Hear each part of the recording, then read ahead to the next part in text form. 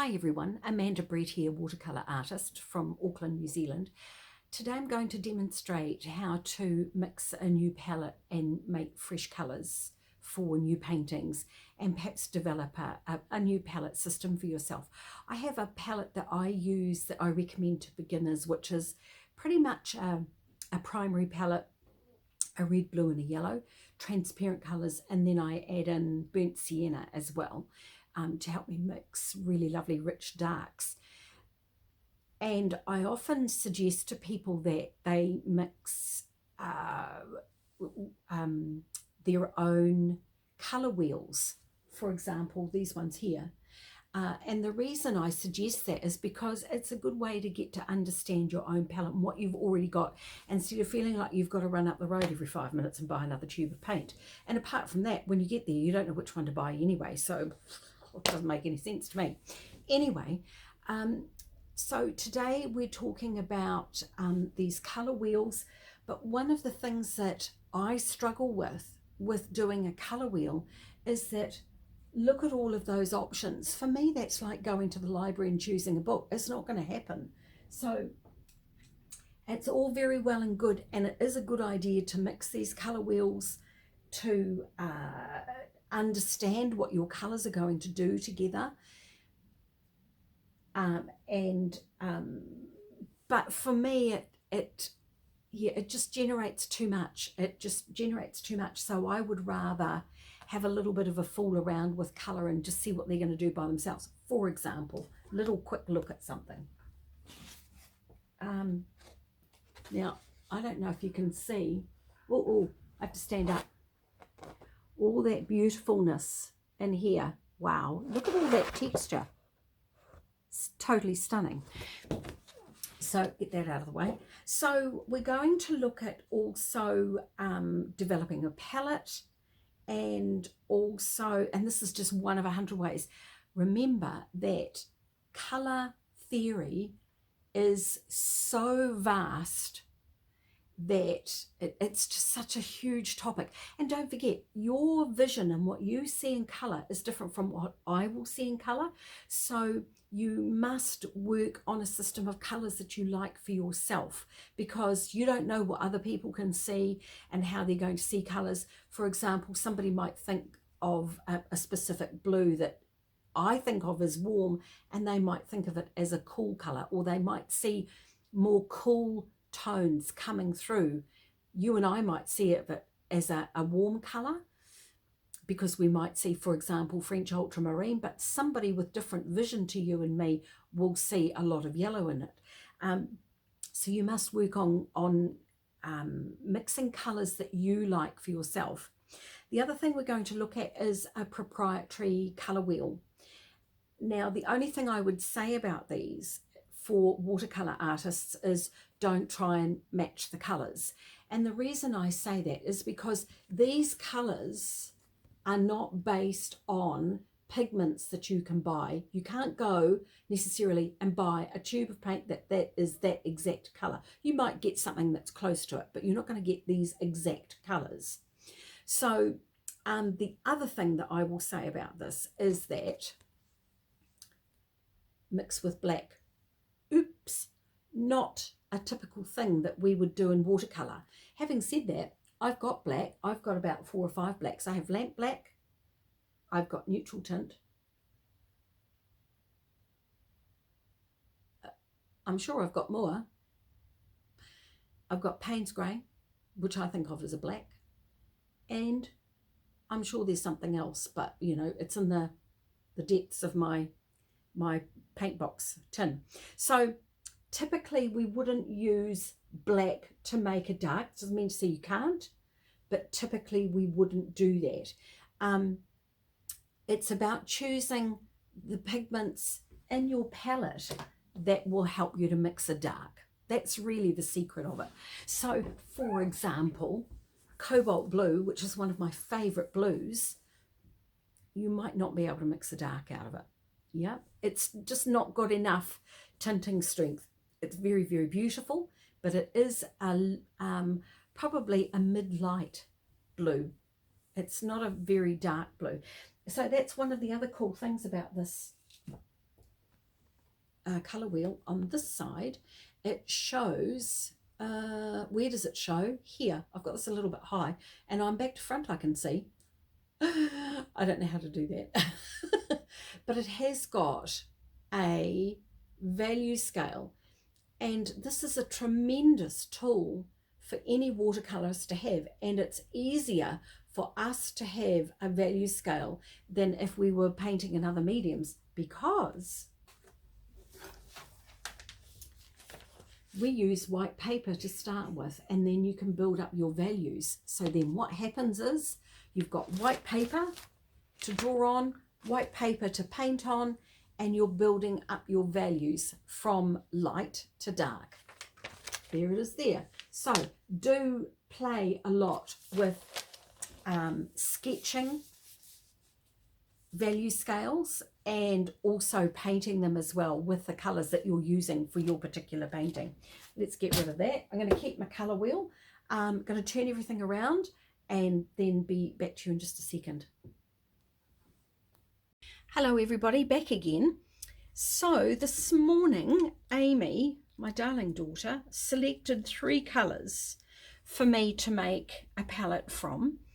The only thing I would say is that she's very similar to her mother.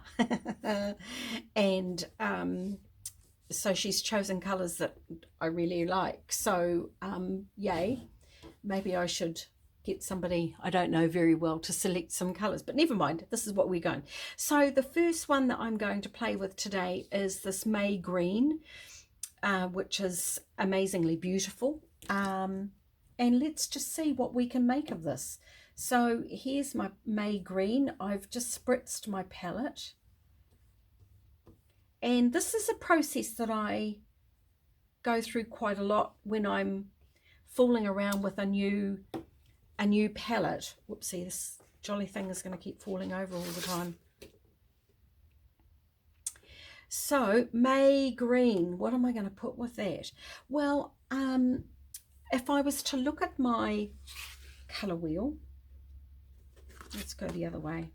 Here it is. Here it's very similar to this yellow green on this colour wheel, and the opposite of that is a red violet. So then in this particular case, I'm going to have a crack at French Ultramarine with permanent alizarin. It's more blue.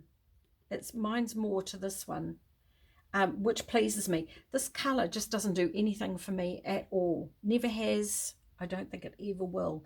Although, you know, sometimes we wake up with epiphanies, don't we? And change our mind. I'm actually not too bothered about painting with greys anymore. I'm just going to go up there because then they're not mixing so much. That's better. Okay, so this is leading me really to a secondary triad. Yeah, I've got green, I've got violet, and now I need an orange. Yeah, so primary triad is red, yellow, and blue, and if you mix each of those colors, the colors in between your primaries will be secondaries. So there's 2 ways of doing this. I think I could go either burnt sienna, which I've already got on my palette, because I've always got burnt sienna on my palette. Can't paint without burnt sienna. There it is. A little bit deeper. A little bit in there. Cool. Beautiful. Now this is a little bit of a cheat for me, because these are colours that I have painted with a lot, and these 2 colours in particular, the burnt sienna and this mix of French ultramarine and permanent alizarin, I really like them a lot. They work for me really, really well. So it's a little bit of a cheat, and then to add in this May Green. So maybe the colours would need to be a little bit more vibrant, a bit more saturate, where they're here, they're a little bit neutral. So you could try a little bit of brown madder Might be a little bit red though. Let's have a look. Here. Quite nice. Not too shabby. Quite nice, but I still prefer this one myself. And then, for example, it depends entirely on what you're painting. And as we discussed before, everybody has a different way of seeing things. Everybody, you know, we have different cones in our eyes. I see colours differently from how you see them, blah, blah, blah. Okay, so still on my little whirl of checking colours, I'm just picking up a little glob of burnt sienna.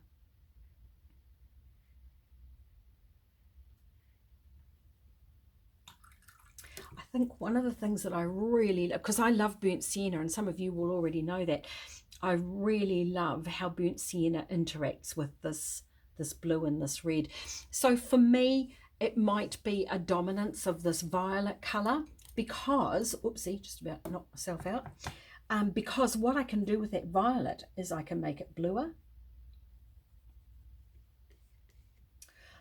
I can neutralise it.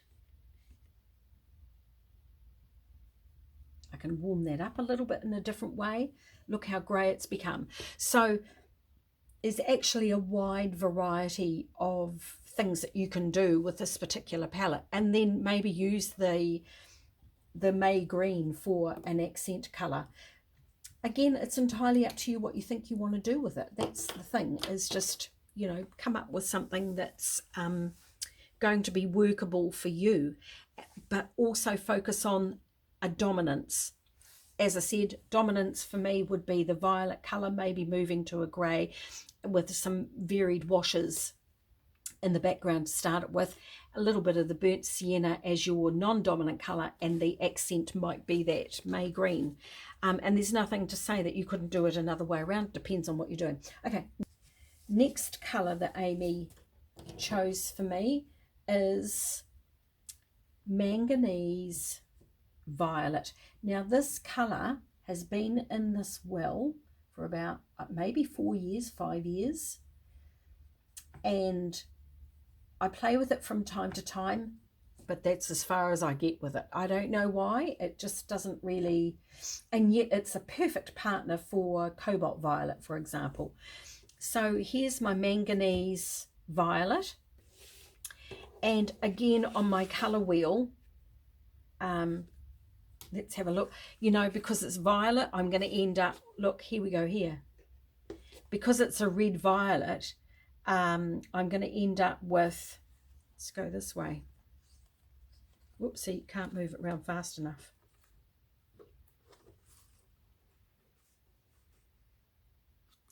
I can end up with a split complementary of these, one of those yellows and one of those greens.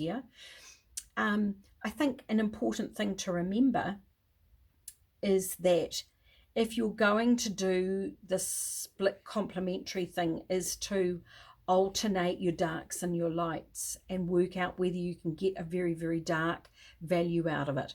So for example, for me, oh okay, so let's have a go. There's green. So I'm going to throw in some what is this color? Phthalo Green. There it is. Ooh. And just to be on the safe side, a little bit of this, I think it's transparent orange. It may be called translucent orange. I'm not sure which. I don't have the tube handy. And I've got tubes in a couple of different brands. They're very, very similar, but they're not entirely the same. But I can't really tell when I pick them up. Okay, I'm just picking up a little bit more depth of that phthalo green. That's beautiful, isn't it? And more solid, even though this has been sitting in my palette untouched for several years, it's coming up quite easily. A good case for always buying good quality paint. Don't bother with any of the student paint nonsense. It's not going to get you anywhere. Ooh, look at that. And with that orange, I'm just going to pick up a little bit more. And again, that's another colour that I use sparingly. That doesn't mean to say you have to, it's just the way I work. And this is more solid transparent orange. Throw that into the mix. Wow, look at that beautiful dark. Ooh. I'm just going to leave that for a minute because actually there is that other green that I've got. What will that do? Hold on, I think it's that one there. Oh, this is I always get the name mixed up. I'll have to have a look for you. I'm pretty sure it's Aqua Green. Let's try that.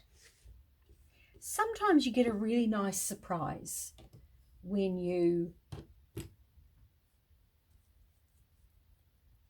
try new colours. Holy moly.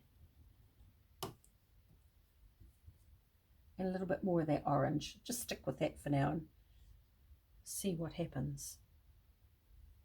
Gee, I do love that transparent orange. Well, I don't think this is exactly the same. This is translucent orange. I think it's very similar, but they're not the same. But they just happen to be sitting on top.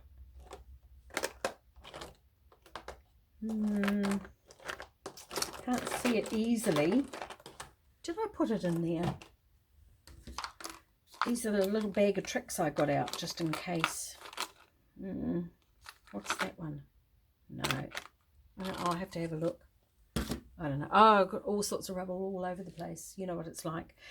So this is Aqua Green with the Manganese Violet and transparent orange. And this is Phthalo Green blue shade with Manganese Violet and transparent orange. Wahoo! So I might just see if I can pick up, and I can. A little bit of a blob, because I haven't put fresh paint out.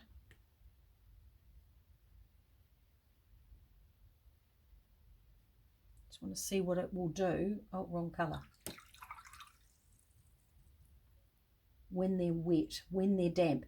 When there's a damp area, that's the optimum time to paint. None of this wasting time waiting for it to dry. If you want to paint watercolour, paint damp. If you're frightened, get in line. Everybody's frightened. Oh dear. Oh, wow, I love this one. And I didn't think I would. I wasn't really prepared for that one. Okay, that's cool. But these are colours that I use all the time, so a lot, except for that one. Actually, I don't use that one very often. It's sitting in my palette. It's been there. Oh, look, this is just really annoying. Been in my palette for a long, long time. And never really been kissed again. What a shame. Just a bit of clean water through there. See what it will do. Might be a bit soon for this one, but the most exciting thing about these is playing with them. Now look at this beautiful rich dark. This is exactly what you need to know, because you know that if you add a lot of water in, you're going to get that, you're going to get this, and you're going to get that. Who cares? Yeah. But, so every colour will do this light value stuff, but not every colour is going to give you a rich dark. Totally beautiful.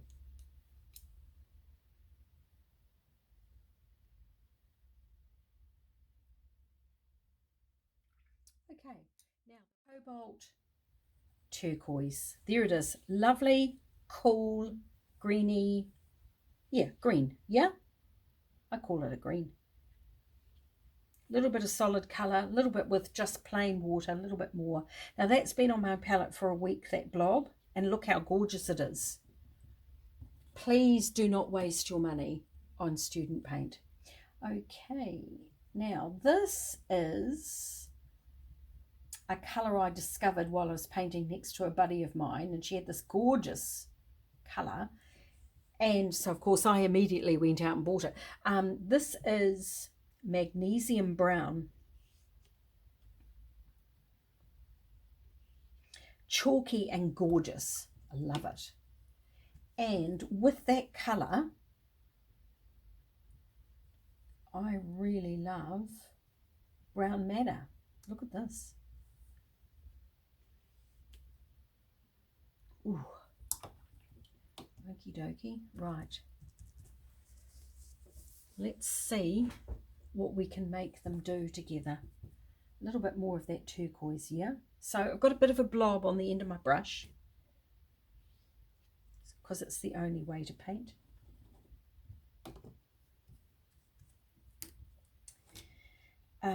And some more of that brown madder.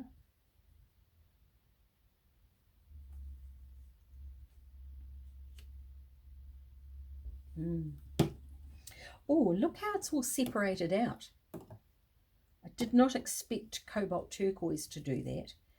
I'm a big fan of not really mixing properly and letting them do their colour mingling by themselves. Wowee, look. This is just, to me, this is just absolutely beautiful. Can I make a dark? Well, let's see. And you know what? You know, you don't have to paint. I'm just going to correct myself. I think it's a good idea to paint with a full range of values. However, you can have a high key painting, meaning a lot of light values and then a little tiny dot of a dark, yeah? And it draws your eye right to it because you've got all your lightest lights everywhere. Cleverly and skillfully composed painting, cleverly, skillfully designed painting, and then this little dot, really draw your eye in with the dark. Or you can do the reverse and have a lot of deep, rich colour and then a tiny dot of white and light. So a lot of darker values and then a little bit of light. So I've picked up something there. I can't remember what. Must have been that one. I really love this.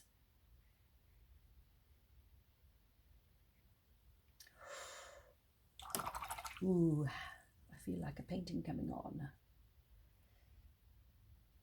I do have these little epiphanies in the middle of the night.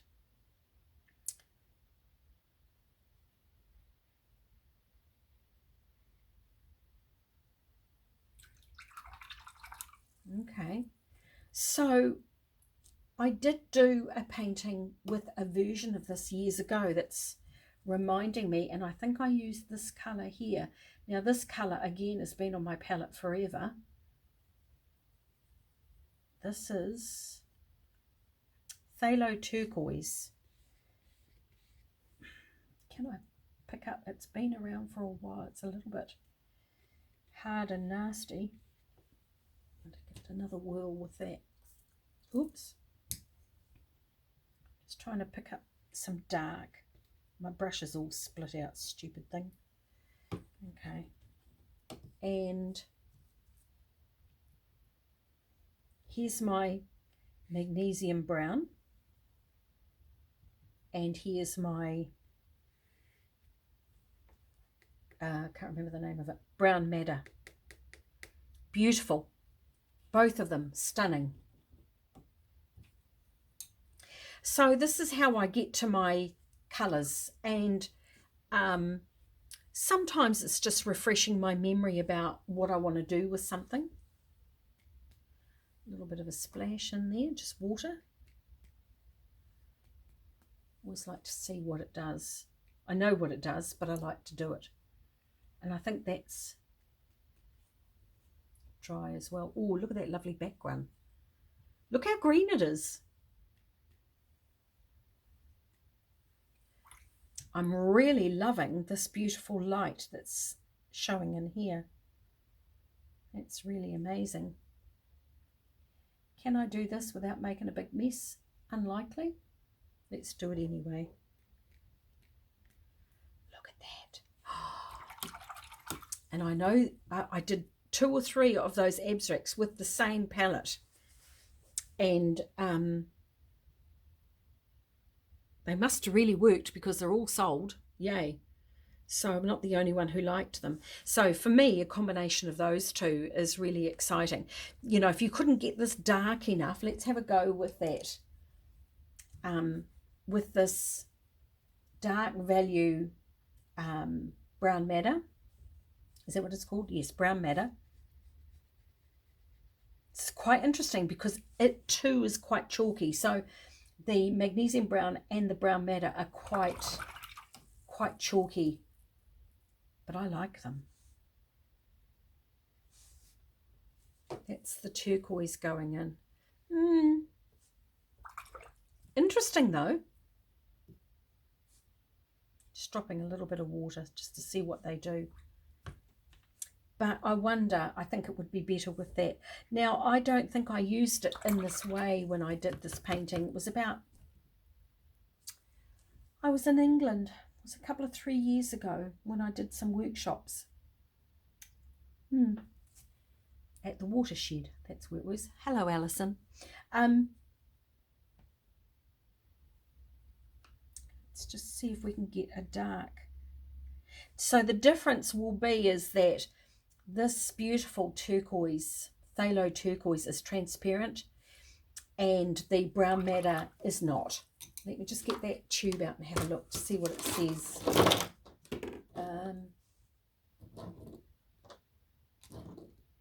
No, I know it's here. I know it's hiding. No, maybe it's not. Here it is. Oh, darn, it's got little text on it. Can't read nothing. So, Winsor & Newton brown madder is semi-transparent. Interesting, eh? It's very beautiful. Magnesium brown is opaque. Beautiful. I love it. Cobalt turquoise is semi-opaque. And the phthalo turquoise, oh, I don't know if I've got that. Oh, here it is. Phthalo turquoise is transparent. See the little square? Well, you can have a look at your own tubes. There's a little symbol on the back of the tube, and it's got a black outline and nothing in the middle, meaning it's transparent. So there you have it, mixing up some new palettes. And then it's a matter of a new palette ways of colour that you would use. And it just really depends on how you think you want to use them. This beautiful magnesium brown. Great skies. Wouldn't that be beautiful? Yeah? And just a hint, maybe. Gorgeous. So I urge you to have a go at fooling around just with colours that you've already got in your palette, and learning how to mix, fooling around with them. Don't be afraid of painting wet and wet, and definitely do not be afraid of painting damp. The secret of painting damp in watercolour is to continue to use more paint and less water. More paint, less water. And just step and repeat. More paint, less water. More paint, less water. And that way you won't get blooms. You might still get a few blooms, but use them to play with. They're a lot of fun. Have a fantastic day, guys. Have an amazing go. And I'd love to see your efforts, so remember to load them up to the student network, which you can get access to from my website, www.amandabrett.net. You can also have a look at more of my videos on YouTube. I don't know the name of the channel, apart from the fact it's got my name in it, but I don't know how to tell it. It's too long. But I'll try and put it in the texty bits at the bottom. And have fun. So I'll also put the names of the colours that I've used today, so you can access those if you want to, and just have a lot of fun. Yeah, play with your paint. Don't do any vacuum cleaning. It's just a waste of time. And see you later. Bye-bye, everybody.